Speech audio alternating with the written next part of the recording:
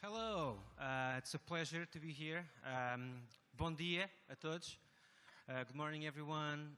It's a pleasure to be here, kicking off BUIDLING. I have to get used to saying BUIDLING instead of building. It's going to be hard for me. And okay, I'm a bit, probably a bit behind, so I have a lot to show you. So let's start cracking. So let's talk about Dune and Echo. So first, who am I?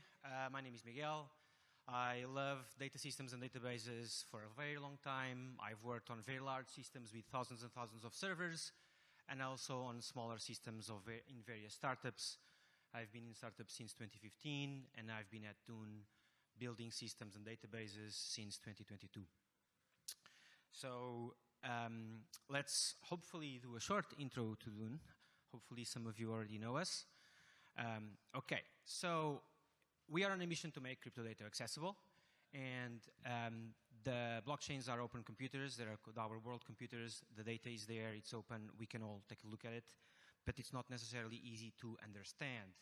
So we are, as some of you might know and use, we are a community data platform where you can build beautiful dashboards that follow on-chain data and track in real time, block by block, the on-chain events.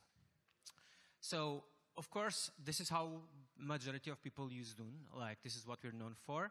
You build queries, you build dashboards with queries. Queries are just normal SQL. And we have a very powerful query engine that allows you to query more than 80 blockchains. But only dashboards, that's not really enough for BUIDLING. So we've been trying to take on the challenge of like developer use cases for a while. So we've launched a while ago, we've launched Dune API, which was to make the usefulness of Dune queries expanded. So we wanted to make it so that you could use your already precious Dune queries outside of dashboards on your own systems in the ways that you want to use it. And we've been iterating on this for a while. So what this meant was we've been live for like a year and a half, 2 years, and like lots of people wanted more. Like they wanted to be able to paginate very large results, download like queries that are massive and have like the significant amounts of data, filtering, slicing and dicing, sampling, sorting. Of course, lots of different things that you need to do to basically make data usable for your needs. And this was a challenge for us because our system was basically built for a dashboard engine, for basically building dashboards and an app. So we have crashed query results so that it can reload and load everywhere. And I lost my screen. It's back, yes. I'm going to hope and pray for the demo gods later. So, of course, like this was built for dashboards. So the queries results were limited because you have limited screen space, you have limited pixels, you don't need a lot of data there. The query engine is extremely powerful and uses like 2,000 CPUs and 2 terabytes of RAM so that you can build your crazy queries that span 4 years of blockchain on-chain data. And we needed to basically make this more flexible, faster, lower latency so that they can use data on normal apps, on your phone, on your mobile. They're cheap, and you need to be able to query your query results faster and easy. So we've done that, adopting more technology and with some funky solutions, so hopefully more stable than the connection to my laptop. And so for nowadays, for example, if you use Dune, effectively you use 2 query engines. You use like Trino, which is a massive beast that is a multiple server deployment, and you also use DuckDB that powers all the Dune API. And this is the conventional Dune API that some of you might already use, some of you never heard of it, but we already have an API that allows you to use the data on Dune. And the impact on builders, see, I haven't gotten used to that yet. It's like you basically now have a lot more expressiveness, and every single query is a data API that can be queried through any app with very low latency. However, this is not enough. This is a bit lame, to be honest, because the apps need fresh data. On-chain activity happens at a second, and you need to react to it immediately if you want to build like a native on-chain app. So I want to now to basically explain this better. Let's take a pause and look at what normal traditional Web 2.0 applications do and need, and how they're built. So you always have high-level concepts that are very personal to your app and need. Of course, you have users and subscriptions, and you have a mobile app or a web app. And everything else, the actions that the users do and what they really do is very specific to your app, of course. And you always need to power your app with like fast APIs. If the app needs to be fast, if it's not fast, people don't use it. So you end up creating like your own private databases and infrastructure, serverless or in the cloud or wherever, but it's your own system to power your app.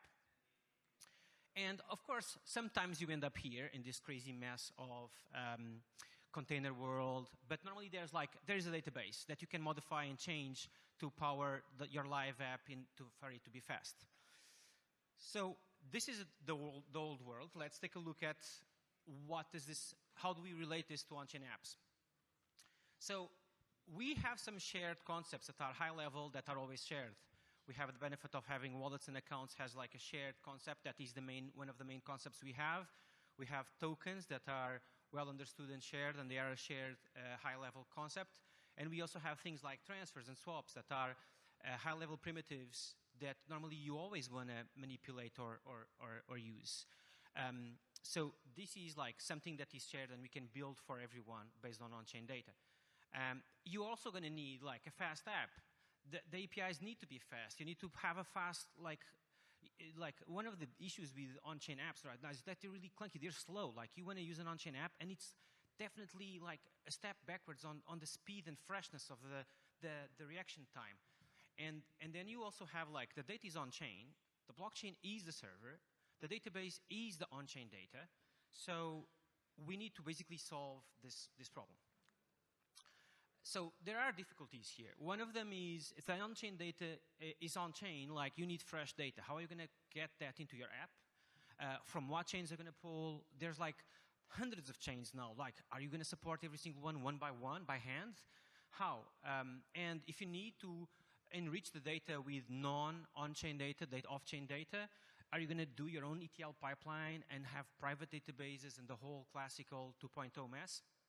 So this is not fun, to be honest. So if you really try to build something with on-chain data and an on-chain app, you end up in these like complicated puzzle pieces of like, do I run nodes with Shadow or TVM?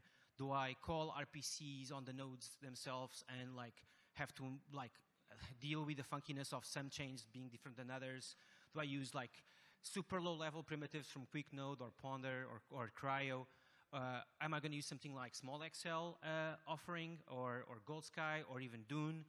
Dune isn't fresh enough. The SQLs, the data is a bit delayed. This is a mess. You have a hard problem to solve, and this is the world we are right now. So this is why we are building Echo. Echo is a real-time, multi-chain developer platform made for builders and made to be easy and fast. What is Echo? So let's start with exactly high-level concepts and primitives that are shared across all of us, which are like, for example, wallets, balances, transactions, transfers. So Echo is our RESTful APIs that support around 50 chains and growing. They are extremely fast on response time. They are extremely fresh data, like 200 milliseconds from block confirmation. And they are reorg and finality aware. And they are also enriched with additional business logic, like basically USD prices for your tokens, for example. So let's see if I can do a very quick demo of the API. But let's basically look at the token balance API. So token balance API gives you real-time balance of ERC20s and native balance across more than 40 chains in a single request, complete with token metadata. This is really hard, like especially doing this for a lot of chains and fast so that you can build a wallet or something like that. So let's try and see. Instead of this, let me do this. So token balance. So I have here just a normal HTTP request that I'm going to refresh. This is a preloaded result, but you can see here that on this wallet of mine. I have some stuff on Polygon, Arbitrum, Ethereum, BNB. And I'm going to refresh right here in front of you, and hopefully the demo gods won't punish me. And this is it. Like, it's this fast. It's pretty much instantaneous. So one single request balances across multiple chains, more than around 50 chains supported.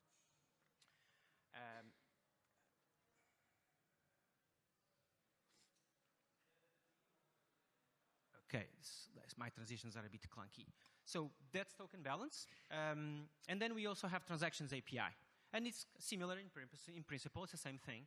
It's like it's multi-chain enabled by default, returns data for more than 40 EVM chains. We also support Solana. So there's the EVM and the SVM APIs. And it serves real-time data about addresses, outgoing and incoming transactions with logs embedded. And you can then basically like filter some more stuff. And everything that we've built and the functionalities, we are like always talking to the developers. We talk directly to them. We want to learn and build the best. And we respond very reactively. We support 47 now chains. We used to support like something like 38. And the reason why we now support 47 it was because there was a developer team that wanted specifically these extra chains, and in a week we added them.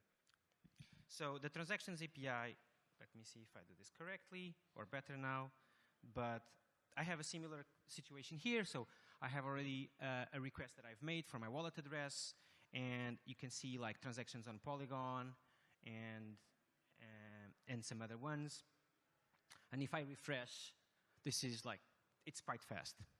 And the data is still the same. I haven't touched this wallet during the demo. You can also like check for like what chains are available and supported. So you can simply like do a call to see all the chains that are available. And so this is what we've been building lately. And this is what Echo is. If you go to the site, so you can basically just start. Oh, this is odd. Uppercase. That's ridiculous. So if you go to the website, you can also like, if you're logged in, like I am right now with my account, you also like literally can start using it right away, and you can create a new API key to use. But the website itself is a demo app, and you can see an example of the app working using the balances API and the transactions API. And you can like take a poke at the data in JSON format. So this is extremely builder friendly. It's built for you, and the intention is start using it. So the conclusion is try Echo right now. It's very easy to use, and it's very fast and lightweight, and there's nothing faster than this. We're still on day one. This is the beginning. There's more to come. So I'm going to leave you with a question, which is, so this is great for things that are shared and are high-level concepts that we all share, like transactions and transfers. But what if it's something that your app needs and it's specific to your app? How do we build something that is fast for any need, for any app, for any on-chain data? So there's more to come. Thank you so much. And we're also hiring. So get in touch with me. I'm here during the day. It's a pleasure. Thank you.